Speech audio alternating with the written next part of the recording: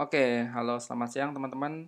Jumpa lagi di channel saya. Hari ini kita akan masuk pada tahap ke-14 yaitu belajar tentang Solidity ya. Jadi kemarin kita telah belajar roadmap-nya membuat aplikasi smart contract berbasis website ya yang memanfaatkan Ganache, MetaMask dan sebagainya ya. Saya sudah detailkan di situ. Nah, hari ini kita akan masuk pada pengenalan dulu tentang bahasa pemrograman yang akan digunakan untuk membuat smart contract yaitu Solidity ya. Jadi kita akan lanjutkan hal ini ya. Oke. Di sini ya tentang Solidity. Oke. Jadi Solidity itu sebuah bahasa pemrograman ya, high level programming yang menggunakan konsep OOP ya. Jadi Object Oriented Programming ya yang digunakan untuk membuat smart contract. Nah, sebelumnya juga saya sudah detailkan bahwa apa itu smart contract, bagaimana simulasi smart contract, dan sebagainya. Dan smart contract ini adalah sebuah program yang mengatur perilaku akun. Jadi nanti ada alamat-alamat akun yang berada di jaringan blockchain, itu akan bisa diatur dengan menggunakan smart contract.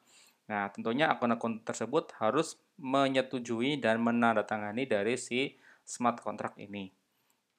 Nah, si Solidity ini juga termasuk curly bracket language ya, ada bracketnya ya seperti bahasa pemrograman lain seperti C++, Python gitu ya, ataupun JavaScript. Nah, karena Solidity ini juga terpengaruh dengan konsep-konsep dari C++, jadi nanti kita juga akan sedikit familiar dengan bahasa-bahasa tersebut ya. Apalagi kalau teman-teman sudah pernah belajar tentang JavaScript, C++, Python itu akan mudah nanti ketika kita menggunakan si Solidity ini ketika membuat smart contract. Namun ini tentunya akan menjadi suatu hal yang berbeda karena tidak tidak semudah yang kita pikirkan ya, karena nanti ada beberapa konsep-konsep lain yang tidak sama atau tidak digunakan di beberapa bahasa programan seperti JavaScript ini. Jadi, saran saya kalau teman-teman memang belum pernah mempelajari bahasa programan, alangkah lebih baik teman-teman lebih memperdalam bahasa programan dulu ya, sebelum kita melangkah jauh kepada si Solidity ini. Nah, tujuan dari Solidity ini digunakan untuk membuat smart contract ya yang bisa berjalan pada Ethereum virtual machine. Nah, tapi tidak terbatas pada Ethereum saja, tapi juga bisa pada konsep lain seperti Hyperledger dan sebagainya. Nah, Solidity diketik dengan secara statis ya. Jadi kita nanti bisa membuat kode kontraknya ya. Jadi seperti itu. Lalu juga mendukung inheritance ya atau pewarisan karena tadi kita sudah singgung dia menggunakan OOP. Lalu beberapa library dan jenis-jenis tipe data yang kompleks juga bisa kita tentukan ya antar pengguna karena sudah menggunakan konsep OOP itu. Ya, kalau teman-teman sudah belajar konsep OOP seperti belajar di Java gitu ya, itu saya yakin teman-teman akan lebih mudah menggunakannya. Namun sekali lagi kalau teman-teman yang masih belajar basic banget programming, alangkah lebih baik mengenal konsep-konsep terlebih dahulu ya.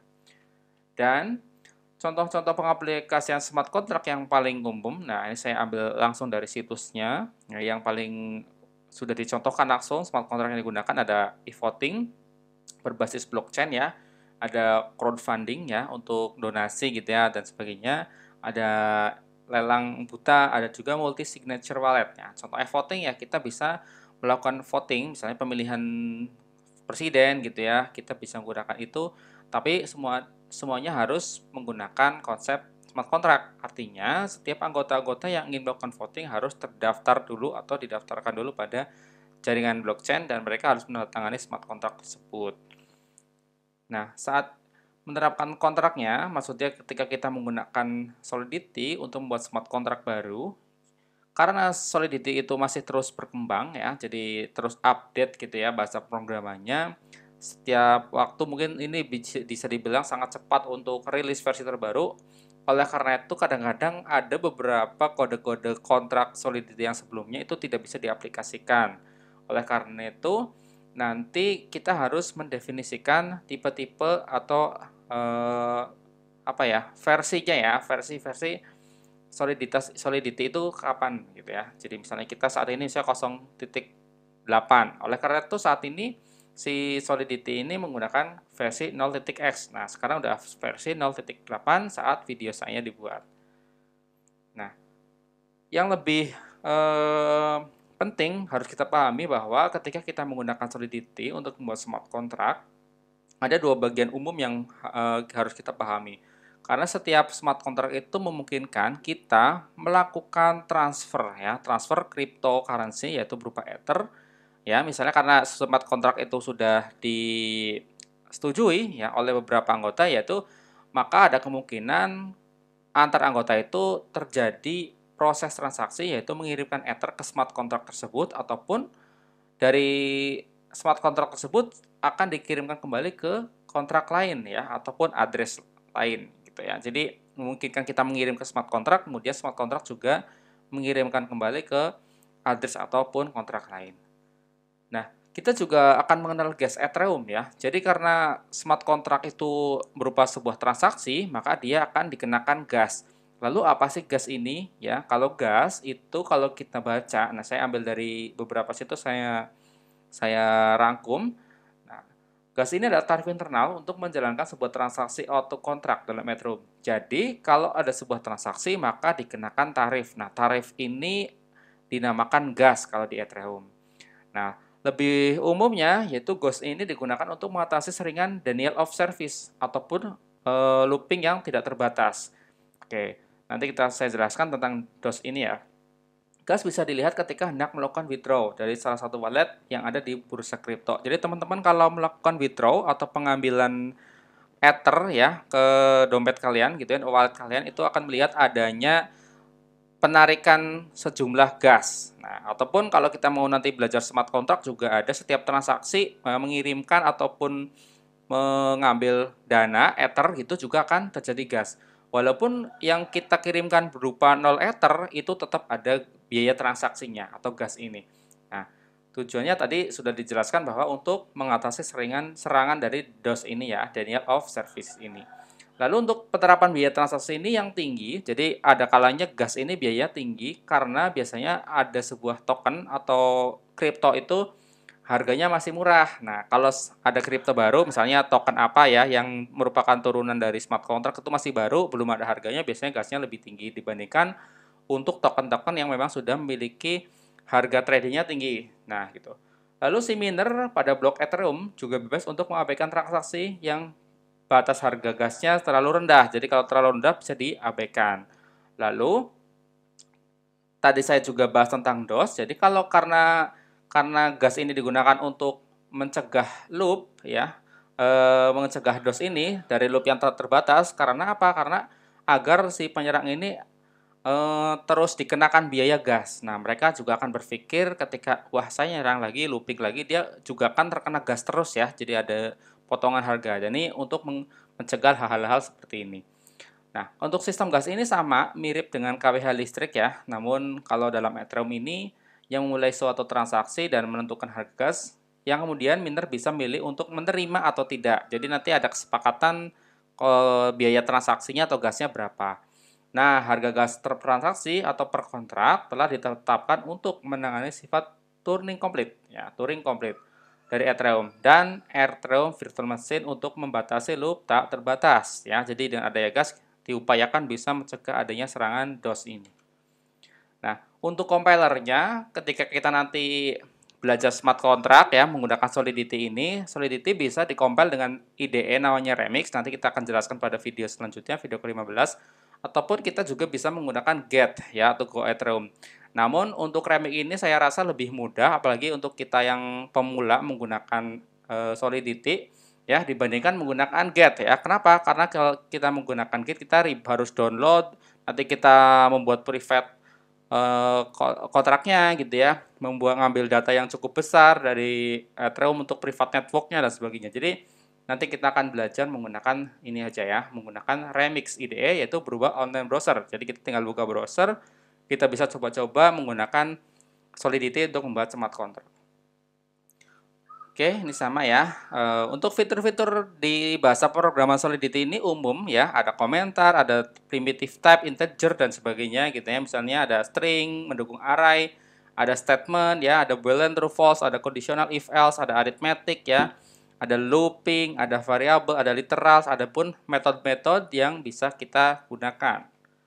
Lalu kita harus mengenal versi Pragma. Nah, tadi juga sudah saya singgung sedikit tentang adanya versi yang bentrok. Jadi kontrak dengan versi 0,4 misalnya, itu mungkin tidak bisa digunakan untuk versi kontrak 0,8. Jadi, kita harus mendefinisikan versi dari Pragma smart contract ini.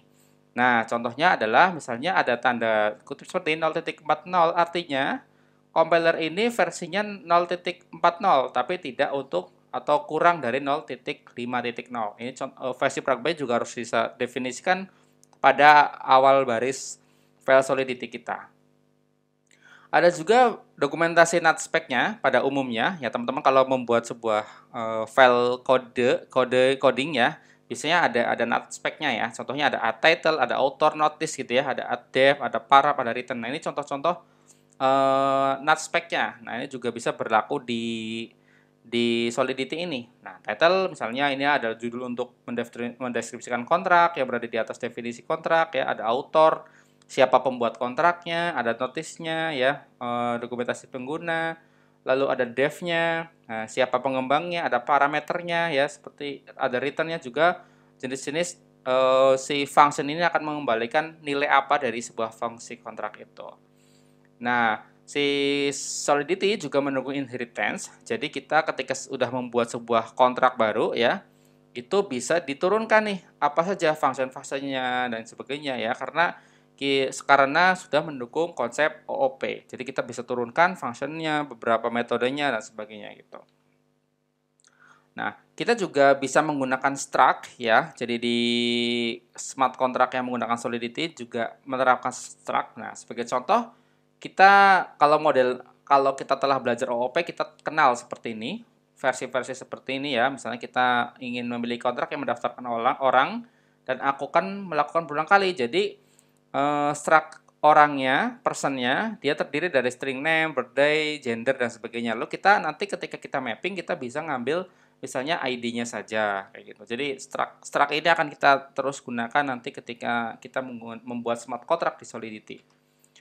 Lalu ada beberapa global variable yaitu metadata yang ada di Solidity. Contohnya adalah ada 3 ya. Yang paling sering kita gunakan yaitu message.sender, yaitu sebuah alamat dari si pengirim ya, pengirim saat kontrak dipanggil ya. Lalu ada message value yaitu jumlah way yang dikirimkan dengan pesan. Nah, way ini adalah satuan terkecil di Ethereum ya. Kalau teman-teman, kalau kita dulu rupiah ya ada sen dan sebagainya. Nah, ternyata di Ethereum juga ada yang namanya way. Lalu ada data variable now yaitu current Unix timestamp ya, dalam dalam bentuk second, millisecond ya ataupun detik ya. Jadi ada global variable namanya now.